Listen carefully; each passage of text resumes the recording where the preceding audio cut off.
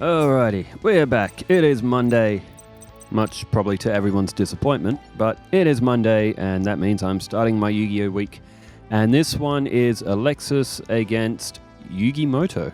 So this could be an interesting match, as Battling Boxer Switch Hitter takes card of the match.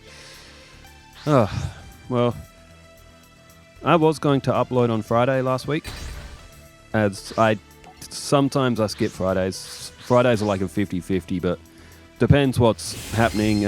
Cameron came over and it got to like 10 o'clock and then it was just like 10 o'clock at night, I might add as well. But and then over the weekend, I actually had dinner with my uncle and his family, and we spent the whole night, like me and his two kids. They're a bit younger than me, my two cousins, but we between the three of us, we just sit there and we just poke fun at each other and everyone else all night and just laugh. Good fun. It's weird because, like, in my family, no one else, except three of my other cousins, but we don't see each other that often. But everyone else, apart from me and those three cousins, everyone else is either like 10 years younger than me or they're like 50s plus. So the age gap in my family for like me and everyone else is actually quite odd. So I don't have any brothers or sisters either, so I'm an only child, so that's how that kind of happens. Alright, well, Yugi's got Obnoxious Celtic Guard on the field. Alexis is bringing Cyber 2 Bond, but the match is going to be easy enough to follow along. Alright, over to comments, and there's a few to go through over 3 days. Glenn Devo, this is I think where it was starting off. I think losing to Zane so much almost broke you. I heard it in your voice. I tell you to grab a beer, but you don't drink. That was for there's Zane and Jaden story duel. I didn't even win that with Zane's story deck because it was just ridiculous. Jaden's deck just was too powerful for it. It had too many copies of Mirror Force. And Summon Skull has just been summoned. So damn, Yugi gets kind of like what you would say the first win here. 2,500 on the field. But yeah, I got fed up with that, and then I just used the Zane deck, which I've made, and it still lost the first couple. It ended up getting there in the end. Alright, Cyber Egg Angel, Ritual Sanctuary. We've seen this combo a few times. Zukowski says, I think the AI has a big advantage. First off, it seems to draw like an Egyptian pharaoh with the heart of the cards on its side, and I think chooses a Cyber Twin Dragon mathematically because it has the potential to do 5,600 damage a turn. I'm guessing it would only choose the 4,000 fusion if you had a monster that it couldn't get over, like Blue Eyes or Cosmo Queen. Cosmo Queen? That's a throwback monster. Your patience is better than mine because after about 4 or 5 tries I'd be done. If I was playing against challenge decks on this, if I couldn't get it done after like 3, I would use my Exodia deck, which I can win with on turn 1, literally turn 1. And I might actually show that deck after this duel, my old Exodia deck. And I actually had a thought: how strong can you get a monster on this game? Or I should say, does this game have a 99999 cap like previous Yu-Gi-Oh games? I think the answer to that question needs to be found out, and I'm going to find that out after this duel. Katomi says, how would an All-Stars Battle City deck do in GX? Use at least 40 cards and like the best 4 to 5 cards from every available character. That would be an interesting duel. It's just using the top 4 or 5 cards from every character to make like an all-star deck. It's just how well would that deck work with itself. But that is still an interesting question though, because if we put Yugi and Joey's deck together, if we have Summon Skull and Red Eyes in the same deck, that opens up Black Skull Dragon or Time Wizard and Dark Magician, Dark Sage. But no, it is interesting. An All-Stars... What about an All-Stars Duelist Kingdom deck versus an All-Stars Battle City deck versus an All-Stars GX deck? Well, the All-Stars GX deck. Yeah, interesting. Might have to try that sometime. Rare Gold Armor, and Dakini is on the field as well. Yugi trying everything here, but I get the feeling Alexis may be a bit too much here. Crimson Maelstrom says, if Weevil hits Alexis with Parasite, or DNA surgery, it's pretty much over. Potentially, but remember, Parasite can still be tributed. But I see that was for the Alexis Weevil match. Weevil's deck is very tricky if it can get its opponent's monsters to be insect types. It's just a very hard combo to pull off. Moon Wolfie says, I play the Assassin's Creed games. I have Shadow on pre-order. From what I understand, the male samurai character is an actual historical figure instead of just a made-up character that interacts with historical figures and events like the previous protagonists. The female ninja character seems to be one of the original created characters. I'm not sure of the complete dynamics of the character since I don't want too much of spoilers of the plot combat system. But I've wanted an Assassin's Creed game that takes place in the feudal era Japan for the longest time, so I am counting the days. Need to finish Odyssey, Ancient Greece, Spartan, Athenian War as Alexis takes win 1. And as this one goes to the lobby, let's continue on. I've honestly been replaying Unity, French Revolution, Ezio's trilogy, Two and Brotherhood specifically with Renaissance Italy. Damn, maybe I'll have to give these games a go because I like all that sort of like historic stuff as well. Says Assassin's Creed 3 and Unity are two of my favourite games in the franchise. Weevil gave a good match, but in the end his insects couldn't handle the Cyber Angels. Yeah, the Cyber Angels, they're pretty good. Kodos Kopos says, my deck would consist only of Mirror Force, just like AI. Just have 40 copies of Mirror Force. I summon Mirage Dragon. Or Jinzo, or... what else? Box trap cards. Jinzo Lord. Moon Wolfie says, okay, that IA deck for Bastion is stupid. Mirror Force, Dark Hole, Lightning Vortex, Raigeki, Bastion never used any of those cards to my knowledge. It's like the AI goes, you get a Mirror Force or 3, you get Dark Hole, you get a Raigeki to every AI deck even if the duelist never used them. Like Oprah giving out gifts to everyone in the audience when she had her show. You get a Mirror Force. You get a Mirror Force. Everybody gets a Mirror Force. And then all the AI decks are just sitting there cheering. But yes, that's why story decks can't be used as proper, like the series that we do with the season. It just wouldn't work. Emperor Pikachu says, way to go Alexis, but justice for Cyberblader. That was when it got tributed right at the end after it did all the work.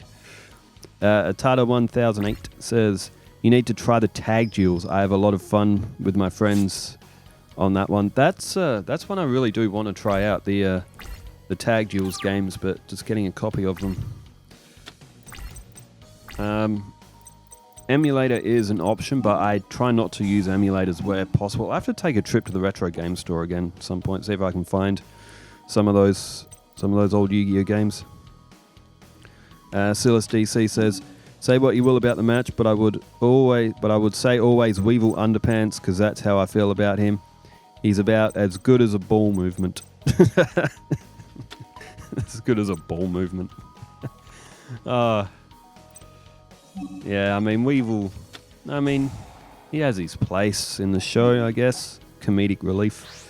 Mr. Hootie Hoot RDK says, my two favourite characters, that's for Joey and Alexis's match. And also says, the Monday Night War, oh hell yeah. Woo. I can't do Ric Flair's woo, I can't get my voice high enough. Speaking of which, I wish Netflix would hurry up and upload more into the Raw and SmackDown Vault because I want to watch those eras again. But they've got like 5 episodes from every year. I don't see why they're doing that. And I wish WWE, they've made that WCW account upload more often. I mean, they're uploading a lot of videos, but like they uploaded 3 like of the first episodes of Monday Nitro, like 3 days apart, and then they haven't uploaded anything for a week. Like, consistency. I mean, I'm one to talk for consistency, but their content's already been filmed. Mine hasn't. Or some of mine has. Depends what's on the hard drive. Pokelex Gonzalez says, I went back from Melbourne, Australia in December. It was quite hot then and was told that it is way hotter on the west of the country. WA is by far the warmest state in Australia. We, in Melbourne, their summer days, they can get around like 30 and stuff. They can get, high 30s as well. As Cyber Angel Natasha, this is going to be a very tough match for Yugi now. But no, WA, in winter, Melbourne will hit like single digits in Celsius degrees. Like, we don't hit that in WA unless it's like dead of night in the middle of winter. During daytime, the coldest that WA gets in winter is like 15 degrees. Melbourne will get around like the 5 and 6 to the 10 mark as well. I've never been to the eastern states. I've been to Sydney, but I've only been to Sydney Airport. That was when I was coming home from Japan after missing my original plane. Gagging for lit is the username. Justice for Cyberblader. Yeah, that was just ouch. And that one's a comment on a Pokemon game. It was on my solo run with Chikorita. Doing a solo run with Chikorita on Gen 2, that's quite an old video. I did that quite a long time ago, but that was horrible. Chikorita is weak, bro. Like, it had good moves. It just sucks. Sucks as a Pokemon to do as a solo run. And the rest of the comments are mainly on my shorts. I do shorts of Mario, Donkey Kong, all those retro games. These ones have come in recently. Midnight DB. In Master Duel, you can turn off the forbidden and limited list for online play. Just saying. I've been meaning to play Master Duel. I just can't get into it. I've tried, and it just doesn't appeal to me. But I will keep trying again and again. Even early days. I haven't played early days much. I will admit, I was waiting and waiting for it. It came, and then I just haven't played it. I mean, what have I been doing? I've been starting to go for the ultimate grind of Kingdom Hearts and Final Fantasy, growing characters to level 99 or level 100, depending on the game, right at the start. It's like, there's no point to doing it except to deplete your level of sanity just a little bit more. Midnight DB also says, the anime version of Bubbleman only needed to have your field empty to get the draw. When it was printed in real life, they nerfed it by adding the condition that you had to have no cards on field or in hand. I reckon they should have kept it the same, because it's actually quite difficult to activate Bubbleman's effect effectively. And Midnight DB, being able to pick any starter Pokemon would be silly, because then everyone would just pick the best one, Charmander. That could be one for the polls. Which starter Pokemon do you pick? And for all the Pokemon fans listening, which starter Pokemon out of all the generations, gens 1 to 9, which one do you pick? They're all available. I'd probably still pick Squirtle, just because me and Blastoise have such a brotherhood, because he was always my starter in Gen 1. To be honest, I always pick the water starter. I always picked Totodile as well. I always picked what's his name? Mudkip. I always picked Mudkip as well. I played Platinum on my cousin's Nintendo DS once, and this was like 10 years ago. In fact, maybe be longer than 10 years ago. And I only played it like once. And I think Oshawott is the starter in Gen 4. I might be wrong about that, but I picked Oshawott. I do have Pokemon Black. I've played up to like the 3rd gym. Again, very, very long time ago. I wouldn't mind trying to emulate those games, or hopefully they release those old games on the Switch at some point. That would be awesome if Nintendo did that. It'd be like printing money. So Nintendo, if you are for some reason watching Yu-Gi-Oh videos, release all your old Pokemon games on the Switch as digital download, please. I would play them all. In Gen 5, I do not know what the starter Pokemon are. Same with 6 or 7. And Scarlet and Violet. I played Violet heaps. I do not remember what X and Y starters were or Shield and Swords. I feel like I'm missing a game. Oh, Sun and Moon. I have no idea. I have Moon. Had it for years. Years and years. Never played it. Still sits on the shelf. Maybe one day. Where even is my 3DS? It'd be down there somewhere. Bro, I haven't played my 3DS for years. Maybe I should. What else? Scarlet and Violet. I went with Quaquavel's the fully vault. I do not remember what the name of the original is. The starter. I just know it's Quaquavel because that's what it's been for most of the game. I don't remember what it actually was. Yeah. Hey, Mirror Force. What a surprise. Cyber Angel Vrash. What does that do? Does that block Mirror Force? Tell me it blocks Mirror Force. Come on. Yes! Oh, that's so good to see. That makes me happy. Seeing that card get blocked just brings so much joy.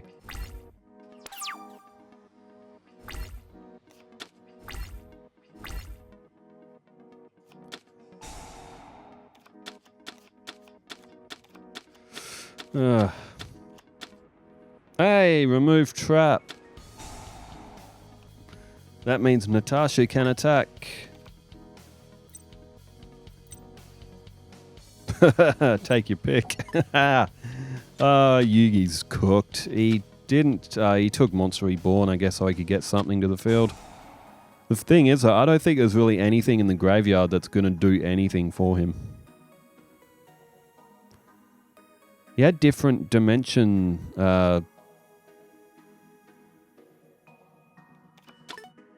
Whatever that card's called. But I don't think there's any spellcasters in the graveyard. Yugi has brought back Buster Blader. And it can't even do anything. It can only attack Natasha. And then Natasha's effect will activate. Like, Alexis has got the ultimate protection. I mean, like, only like... In fact, even Raigeki, because Vrash is on the field, I'll have to read that effect, actually. Understand it again. Alright, lay down, remove trap. Get this one over. Oh, okay. Dark Magician.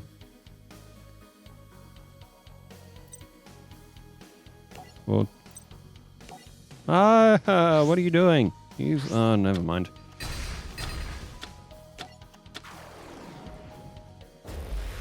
Well, Yugi is now facing down his own Dark Magician. Maybe Alexis is just playing.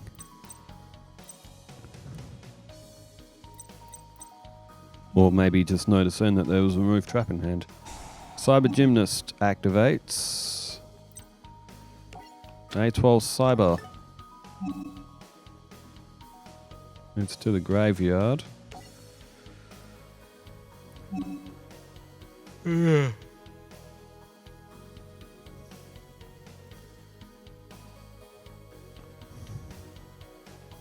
Well, the human player... I don't know what day this was recorded, but they're playing like it's Monday. All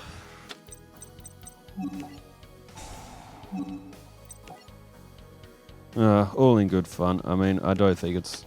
maybe that's why Alexis didn't throw remove trap. She wanted to use Ritual Sanctuary. I mean, 3,025. How is Yugi still at 8,000 life points?